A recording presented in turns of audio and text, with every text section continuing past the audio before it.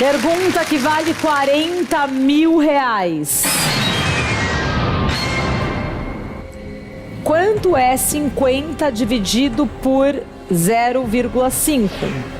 10, 25, 5, 100. Alternativa 2, 25. Você está certo disso, Murilo? Tô certo disso. Vamos ter uma conversa séria aqui então sobre esse tipo de problema. Eu tenho certeza que se você me acompanhar, no final você vai sair mais inteligente. A gente vai fazer uma reflexão profunda sobre o significado das operações matemáticas. De cara, se você quiser só resolver isso, sem precisar pensar muito em como é que a operação se estrutura, eu vou te mostrar duas formas de fazer essa conta. Mas o que eu queria mesmo era fazer uma discussão um pouquinho mais profunda com você a respeito de como é que a matemática funciona. O jeito mais simples que você pode pensar é o seguinte: qual que é a dificuldade dessa conta? É uma conta básica, tá? Mas a eventual dificuldade que surge é o seguinte: se eu te faço assim, cara, eu tenho 50 reais e eu vou dividir para meus 2 filhos. Você vai falar, pô, bicho, é 25 reais para cada um. Não tem muito segredo e o nosso camarada no programa conseguiria responder. Se eu te faço, cara, eu tenho 50 reais e eu vou dividir para 5 filhos que eu tenho. Pô, quanto que cada um vai ganhar? Você fala, pô, é 10 reais para cada um. Então, enfim, qual que é o lance? Existe um grau de dificuldade a mais que você coloca nessa conta quando você divide por um número fracionário. Porque o que significa eu pegar 50 reais e distribuir para meio filho? Ninguém nem tem meio filho, né? Quanto que fica para cada filho? Pô, se eu tenho só meio, entendeu? Então, aí a pessoa começa a ficar pensando. Porque quando você sai da ordem dos números naturais, os números naturais são esses números de contagem, 1, 2, 3, 4, os números que você conta nos dedos da mão, né? Esses são muito intuitivos, cara. Mas quando você vai para um número que já é fracionário, seria um número racional, a coisa perde um pouquinho dessa intuição pragmática. Então por isso que às vezes a pessoa tem dificuldade. Então uma dica, né, ou um caminho possível é você pegar essa conta que está com um número fracionário, e é ele que traz a dificuldade, né? Então eu quis te mostrar primeiro que de fato é esse número aqui que traz a dificuldade, converte isso para a conta que envolve somente números naturais, que são os números de contagem dos dedos da mão, porque essa conta é trivial. Como que eu faço isso? Então eu vou usar um princípio para manipular essa conta e transformar ela numa outra em que eu consiga resolver com mais facilidade. É um princípio. Qual é o princípio que eu vou usar? O princípio é que todo número vezes 1 é igual a ele mesmo. Você concorda? 50 vezes 1 é quanto? 50. 17 vezes 1 é quanto? 17. 348 vezes 1 é quanto? 348. Então, multiplicar um número por 1 não o altera. Né? A gente disse que o número 1 é o elemento neutro da multiplicação. Beleza? E não faz diferença multiplicar por 1. É isso. Então tá. Então eu vou pegar essa conta, cara, e vou multiplicar por 1. Só que eu não sou nada bobo, eu vou escrever esse número 1 do jeito mais conveniente possível para mim. Que nesse caso, eu vou escrever da seguinte maneira. Eu vou escrever o número 1 como sendo 10 dividido por 10. Você concorda comigo que 10 dividido por 10 é 1. Um número dividido por ele próprio é 1. Então o que eu estou fazendo é multiplicar esse número, que eu não sei quanto é esse resultado, eu quero descobrir, por 1. Eu só estou escrevendo esse número 1 de um jeito um pouco mais conveniente para mim. Então, o que eu fiz, cara? Se eu multiplico por 10 e divido por 10, eu estou multiplicando por 1. Eu converto essa conta em 50 vezes 10. Isso aqui é 500, beleza? Isso aqui vai estar dividido por 0,5 vezes 10. Bom, multiplicar um número por 10 aqui, eu vou só caminhar com a vírgula uma casa. Então, isso aqui vai dar 5. 0,5 vezes 10 é 5. Ou seja, agora eu caí no problema fácil de resolver. Esse problema, provavelmente nosso amigo lá no programa conseguiria resolver, certo? Eu tenho 500 reais e vou distribuir para meus 5 filhos, é 100 reais para cada um. Entendeu? Então, olha que louco, cara. Essa manipulação que a gente fez, ela não exige, deu 100 reais para cada filho. Essa aqui era a resposta, beleza? Esse tipo de procedimento, cara, ele não exige que você nem saiba o que de fato significa dividir por meio. Ele exige só que você entendeu? Ele exige que você saiba dividir por números naturais, que essa aí uma criança já passa a saber, porque de fato é o intuitivo, né? É aquilo que seja contas com números de contagem, né? São contas mais intuitivas de se fazer. Então, você precisa saber fazer essa conta com números de contagem naturais, e o que você precisa saber é um princípio. O princípio que te permite converter uma conta de um campo que em teoria você não sabe fazer, ou de um campo que está um pouco mais esquisito, para um campo em que você consegue uma divisão por um número natural. Sacou? Isso é um negócio legal, cara. Essa conta, nosso amigo não erraria, eu tenho certeza. O que ele não soube foi transformar aquele não sabe numa que ele sabe. Para isso você precisa só de um princípio.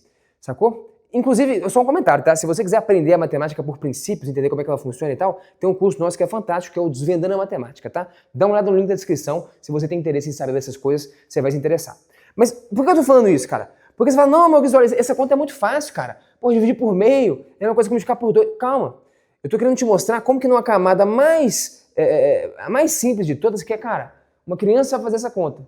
Com um princípio básico de que multiplicar por 1 não altera uma conta, você converte a conta que em teoria você não sabia fazer, nosso amigo não sabia fazer, em uma que você sabe. E isso é um negócio muito importante.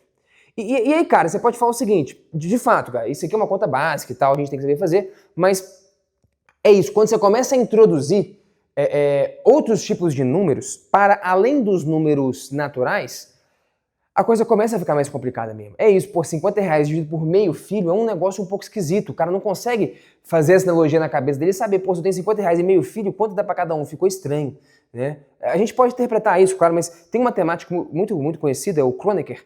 Ele diz o seguinte, que Deus inventou os números inteiros. O resto tudo é invenção do homem. Todo o restante foi o homem que inventou. Eu quero te convencer do seguinte, que quando você vai estendendo operações que você sabe fazer para campos numéricos de um domínio um pouco mais amplo, a coisa de fato começa a adquirir um certo grau de esquisitice. Então, por exemplo, a gente está aqui no universo, né, dos números naturais, beleza? No universo dos números naturais. A gente poderia introduzir, o que são os números naturais? 1, 2, 3, 4, o zero pode ou não entrar, mas vamos lá, números que você conta com os dedos da mão, 1, 2, 3, 4, 5, 6, 7. Aí, qual que é o próximo campo numérico que a gente poderia estar discutindo aqui? Os números inteiros, que são os naturais mais os naturais negativos. Então aqui vai entrar, além do 1, 2, 3, 4, 5, 6, o 0, o menos 1, o menos 2, o menos 3. Você não conta com os dedos da sua mão. Você tem menos um dedo, entendeu? Já é beleza, sacou? Entendeu? Pô, se eu tenho R$500, como é que eu divido isso para menos 5 filhos? Ah, tá. Pô, mas e se for menos R$500? Então eu tenho uma dívida de 500 e vou dividir para 5 filhos. Ah, então é uma dívida de 100 para cada um, menos 100. Então beleza, entendeu o que eu fiz aqui? Você precisa, cara, reinterpretar um pouco o significado da coisa. Dividir R$500 para menos 5 filhos, isso aqui não funciona. Mas distribuir, aí você pode pensar como uma dívida, né? Ah, então menos 500 é tipo uma dívida de 500. Distribuir uma dívida de 500 para 5 filhos pagarem, cada um paga 100. Beleza, então dá para interpretar. Mas entendeu? Quando eu pego uma operação que era simples e dou um salto para cá, isso exige que eu dê uma leve reinterpretada nela, sacou? E aí a gente poderia ir avançando, cara. Poderíamos ir para o campo dos números racionais, que seria esse caso aqui. Números que podem ser escritos como forma de fração, 0,5 é um caso. E a gente poderia ir avançando, teria os números irracionais, cara. E depois os números reais. Vou pegar esse caso aqui. Esse caso é tão curioso, e ele evidencia bem o que eu quero te dizer, que os pitagóricos, eles acreditavam que tudo é número, né? A base do universo é um número. Mas que número? Esses números aqui, certo? Até os racionais. Eles não acreditavam na existência de um número irracional. Por quê? Porque, o que é um número irracional? O número irracional, cara, é um número, no bom português aqui, né? Cara, que ninguém sabe quem ele é. Por que ninguém sabe quem ele é? Porque ele é um número que não tem fim. Então, tipo assim, ele não tem um padrão de repetição e nunca acaba. Então, vamos pegar o π. O π é 3,141,5,9,2 e vai. Quem vem aqui depois? Ninguém sabe, sacou? Qual que é o padrão? Qual que é a lógica? Então, pô, se o número nunca tem fim, que número é esse? Você concorda? Que número é esse que ninguém sabe nem quando é que ele termina? Sacou? Qual que é a última casa do π? Me conta, você não sabe, ninguém sabe. Então, peraí, será que esse número existe? Que maluquice é essa? Existe algum segmento que tenha este comprimento na natureza? Não tem, porque como é que eu vou medir algo que tenha tamanho π se eu não sei... Onde que eu marco na minha fita métrica? Então, eu te falar, mede ali pra mim 1 metro aqui. Beleza, eu pego 1 metro da fita métrica. Mede pra mim π metros. Você nem consegue, porque você não sabe nem onde é que esse número acaba. Então, enfim, você entendeu? É um número abstrato, né? Os pitagóricos, cara, eles não acreditavam na existência desses números. Os números irracionais, um pouco pelo motivo que eu tô te contando aqui. Você concorda que é um número meio esquisito. Como assim? Que número é esse que ninguém sabe onde é que ele acaba? Então, essa parada não existe. Beleza. Esse negócio da coisa ir evoluindo no grau de abstração, à medida que você vai estendendo o tipo de número que você está falando, é tão profundo que, o que eu disse, né? Como o Kronecker disse, Deus criou os inteiros, irmão. O resto é invenção do homem.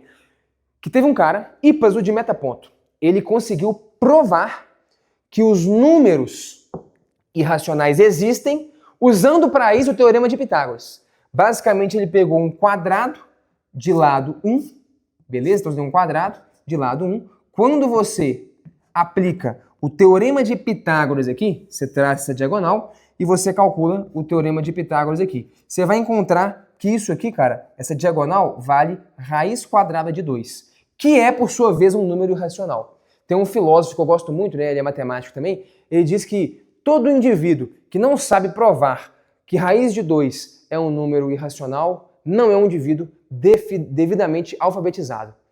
Fica a provocação aí para você, talvez no outro momento a gente possa fazer essa discussão. Mas beleza, o fato é, se você pega um quadrado de lado 1, aplica o teorema de Pitágoras, você chega que isso aqui vale a raiz de 2, a raiz de 2 é um número irracional, ou seja, o Hippaso de Metaponto provou para os pitagóricos que não acreditavam na existência dos irracionais, que os irracionais existem usando o teorema de Pitágoras. Aí pegou os caras no contrapé. Os caras ficaram tão bolados com esse negócio, e a existência do número irracional era tão abjeta e abstrata e estranha para eles, o que eles fizeram? Mataram o cara. A história conta que eles jogaram ele do navio e afogaram o cara, irmão. Entendeu? Onde eu quero chegar? Que talvez, cara, eu poderia ficar aqui debochando do cara, mas vai fazer conta. Não, cara, eu quero discutir um outro lado, que é o lado da estranheza que tem numa conta como essa. Por que ela é não trivial? Porque eu tô te falando, cara, você pega uma conta que é trivial e você vai aumentando mais ou menos o grau de complexidade dela e exige que você a reinterprete. Então, por exemplo, seguindo essa lógica, eu tenho aqui R$500 e eu vou dividir isso aqui para pi pessoas. Cara, que é isso, cara? Que maldição é essa? O que essa parada significa? Como é que você vai dividir para pi pessoas se você não sabe nem que número é esse, o pi? Entendeu? Então eu não quero te dar aqui a interpretação e o significado do que isso aqui significa de fato, mas eu quero te mostrar como que realmente existe uma certa estranheza em você fazer uma coisa desse tipo aqui. Porra, R$500 para 5 pessoas, para 10, pô, para pi? Então, ou seja, você precisa, para estender o campo de validade dessa operação, que é a divisão, para esses conjuntos numéricos cada vez mais complicados, né? Cara, você precisa reinterpretar o que significa fazer essa coisa, que a coisa fica meio estranha, tá bom? Na dúvida, é interessante que você conheça princípios matemáticos para você manipular as expressões e converter contas estranhas em contas que você sabe fazer, que são triviais, beleza? Um outro jeito de você... enfim, trocar uma ideia aqui, fazer uma discussão para a gente ficar um pouquinho mais inteligente e cavucar um pouquinho de conhecimento, né? Mas, via de regra, se você quiser fazer uma conta como essa aqui, um outro jeito também, sem que exija que você transforme isso nessa versão mais simples da conta, fazendo ela direto, seria o seguinte. Você vem aqui, ó, o que é 0,5? É 1 sobre 2. E aí tem um princípio que diz que, não é um princípio não, dá para você construir essa ideia, tá? Que diz que você dividir um número qualquer por uma fração é simplesmente você pegar esse número, que é o 50, e multiplicar pelo inverso da fração. E o inverso de 1 sobre 2 é quanto? 2 sobre 1. 50 vezes 2 dá 100. 100 dividido por 1 é 1 mesmo, dividir por 1 não muda nada. E isso aqui também dá 100. Então, se você quisesse fazer a conta ali, de um jeito mais direto, dividir por 0,5 é dividir por meio é o mesmo que multiplicar por 2. Mas agora eu te faço a provocação. Porque talvez você saiba disso, mas você não sabe por que a coisa é assim. E essa conversa toda que eu tô querendo te mostrar é para te convencer que quando você entende os princípios e por que as coisas funcionam, você tem muito mais autonomia e liberdade para conseguir fazer as contas, ainda que você não saiba o que elas eventualmente significam. Mas se você souber alguns princípios que te permitem converter ela para algo cujo significado você sabe, aí você consegue fazer o negócio. Sacou a ideia? E fica a reflexão então, você sabe por que isso aqui vale? Se você não sabe, você deveria procurar saber. O Dúvida na Matemática é um bom caminho para isso, e se você curtiu essa prosa, me conta aí nos comentários. Valeu, até a próxima, Sapere Aude.